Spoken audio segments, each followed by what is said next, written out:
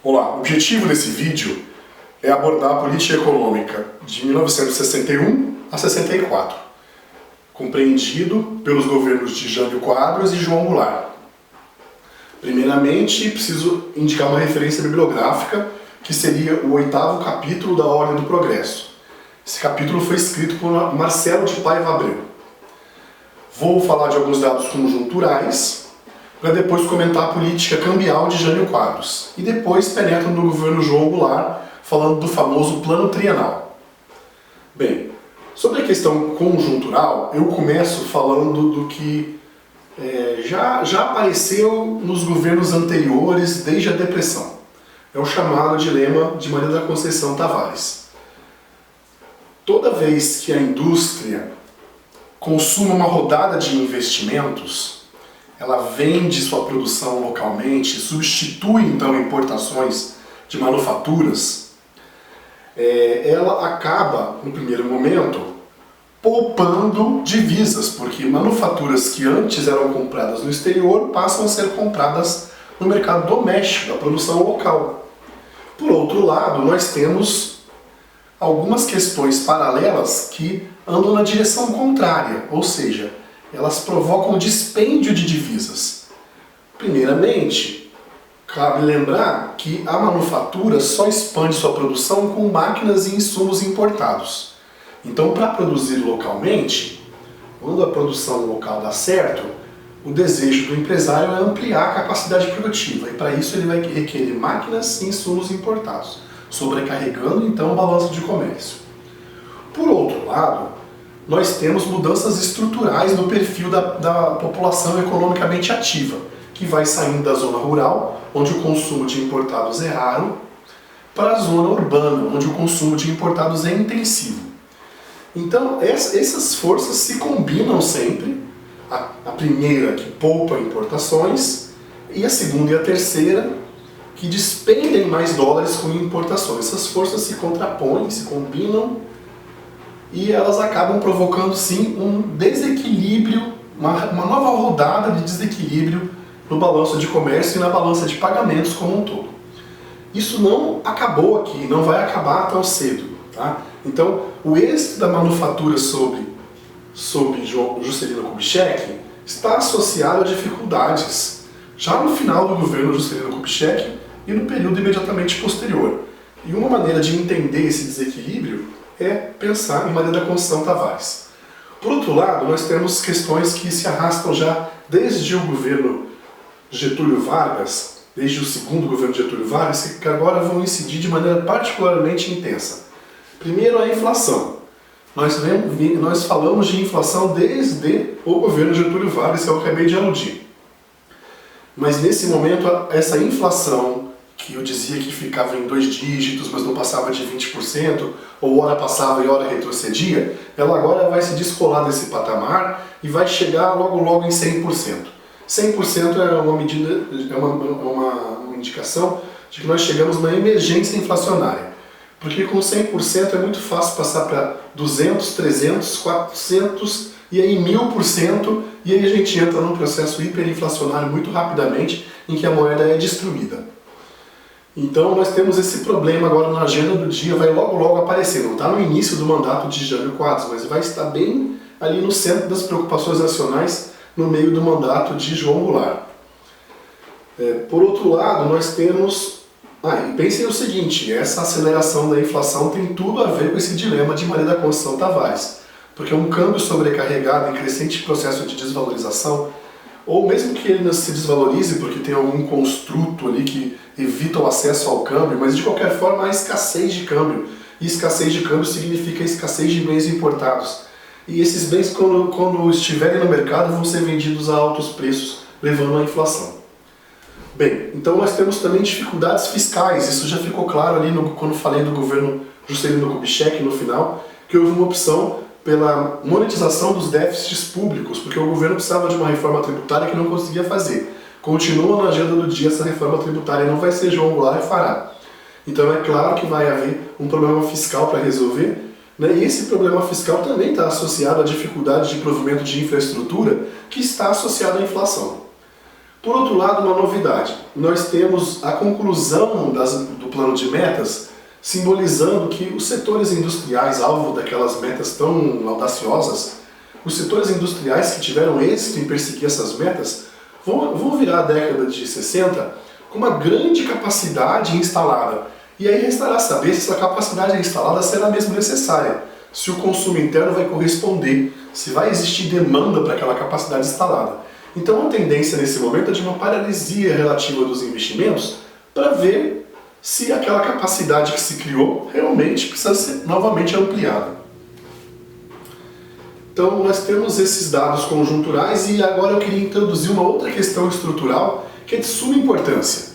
Bem, o Brasil fez um grande esforço para produzir automóveis. Automóvel é um setor icônico da indústria. E ele conseguiu fazer isso trazendo para cá um investimento alemão, uma fábrica muito importante no conceito mundial, que resolveu produzir aqui um automóvel cujo projeto já era muito antigo e que estava em vias de ser invendável no contexto europeu, dado todo o aparato regulatório, a própria competição acirrada com marcas americanas que tinham desembarcado lá no pós-guerra, trazendo todo um novo referencial de luxo, com vidros elétricos, né, espelhos elétricos, ar-condicionado, aquecimento. Então, o consumidor alemão foi chamado também a participar de um novo padrão de consumo de automóveis, no qual um automóvel como o Volkswagen Fusca se tornava praticamente uma sucata tecnológica. Então o Brasil fez um grande esforço para trazer essa sucata para cá, ela cumpriu seu papel. Você vê fotos de paisagens importantes, como a Praia de Copacabana, a Avenida Paulista, e nos idos dos anos 70 você vai ver que só tem Fusca rodando, né? O que mostra o quão importante foi esse investimento. Mesmo assim, o Brasil era um país muito pobre ainda, e a demanda por automóveis era muito baixa. Então, isso tem a ver também com todas as metas do plano de metas, mas eu estou pensando aqui a mais icônica, que é o automóvel, para poder ilustrar bastante. Uma vez construída a Volkswagen, você precisa pensar como é que vai ampliar a produção de Fuscas se não tem demanda nesse mercado. E aí a gente tem basicamente dois caminhos, duas opções. As duas opções são politicamente opostas. A primeira delas consiste em fazer uma reforma tributária regressiva. Nós precisamos fazer uma reforma tributária, certo? Eu já tinha dito agora há pouco. Vamos fazer uma reforma tributária regressiva. O que quer dizer isso? Vamos cobrar impostos dos mais pobres e vamos aliviar os mais ricos. É claro que eles vão ter que pagar impostos novos, que todo mundo vai ter que pagar mais impostos de uma certa maneira, porque o Brasil se desenvolveu muito, a demanda de serviços públicos aumentou muito, todo mundo vai ter que participar desse esforço. Mas vamos fazer com que os impostos incidam mais sobre os mais pobres. Por exemplo, quem comprar um feijão, vamos colocar 50% de carga tributária no feijão, certo? E vamos colocar um imposto de renda onde a alíquota efetiva vai ser de 15% para a classe média alta. Né? Isso é uma possibilidade teórica. Estou falando aqui, se eu fizer isso, né? Estou falando aqui a partir de 1961. Se eu fizer isso, o que vai ocorrer? Se eu der estímulos, por exemplo, para que a classe média, a alta, coloque seus filhos na universidade privada. Havia escassez de vagas na universidade pública, né? O número de graduados no Brasil era muito baixo. Vamos fazer com que esse setor da classe média alta tenha facilidade de colocar os filhos no setor privado para estudar. Vamos dar diploma para os filhos da classe média. Como eu disse, vamos cobrar menos impostos do que um rateio com justiça tributária envolveria. Vamos fazer uma política salarial no setor público na qual os trabalhadores sem qualificação profissional, né, eles tenham nenhum aumento, deixa a inflação corroer os salários deles. E vamos dar aumentos acima da inflação para os setores diplomados. Vamos fazer uma política dessa natureza. O que vai acontecer? Vai haver um agigantamento da renda da classe média alta. E essa classe média alta talvez não queira mais comprar um Fusca. Talvez ela queira comprar um automóvel melhor, um Monza, um Opala. Certo? Vamos abrir novos mercados. E aí a gente vai poder trazer novos veículos atrasados e em déficit tecnológico da Europa, mas para rendas mais altas. Né? É uma possibilidade. Agora tem uma outra possibilidade oposta. Vamos fazer essa reforma tributária em bases progressistas, né? Vamos criar impostos mais altos para a classe média alta, por exemplo. Vamos colocar uma alíquota efetiva de 30 e poucos % no imposto de renda da classe média alta e vamos isentar a cesta básica de qualquer imposto.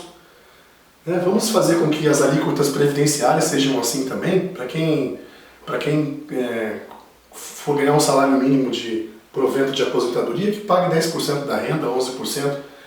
Agora, para quem for, quem estiver contribuindo na base de 30 mil reais, que valores atuais, tá? Porque nem existia o real, mas que pague 10% ou 11% sobre o seu salário de 30 para depois ganhar um salário máximo. Vamos instituir aí 3 mil reais, 2 mil reais, salário máximo do sistema previdenciário. Então é uma alíquota bem progressiva, do sistema previdenciário, porque ela faz com que quem é pobre pague pouco e ganhe uma aposentadoria alta, e quem é rico pague muito mais para ter uma aposentadoria baixa. Vamos fazer uma reforma tributária dessa natureza? Vamos fazer com que o salário das camadas mais pobres aumente no mesmo passo das camadas mais ricas. Falando assim, na política salarial do Estado, nas regras que o Estado acaba intervindo nas disputas entre sindicatos e patrões, então vamos fazer com que isso ocorra de uma forma mais equilibrada. E aí vamos tentar fazer com que a nova rodada de investimentos ocorra da seguinte maneira. Não quero trazer Monza para cá, vou trazer umas motocicletas velhas do Japão. Vamos fazer muitas motocicletas, toda a família brasileira tem que ter 2 motocicletas. Para não falar de umas 5 bicicletas. E aí depois, quando tiver saturado isso, a gente tenta procurar na Europa qual é a fábrica que tem o menor automóvel, que ele consome menos aço, que roda com motor de menos cilindradas, e vamos transformar aquilo ali num veículo popular. Não vai ser o Fusca, vai ter que ser um veículo menor. Não é um veículo com motor de 1.300, 1.600.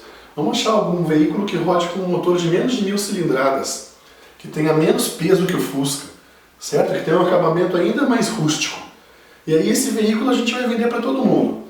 Então, você veja, são 2 estratégias diferentes aqui. Elas não são radicalmente opostas, nenhuma delas está falando não estamos falando aqui de Guerra Fria, de socialismo versus capitalismo. Não, são 2 estratégias capitalistas de desenvolvimento.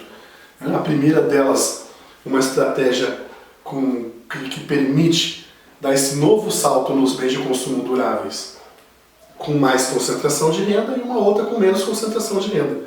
E provavelmente no final vai convergir para tecidos industriais muito parecidos. Porque a renda vai crescer e no final você vai poder produzir tudo. Estamos falando de 2 opções. No Brasil a gente sabe que a opção que vai prevalecer é a primeira. Realmente essa reforma tributária regressiva vai ser feita. Não por Jânio Quadros,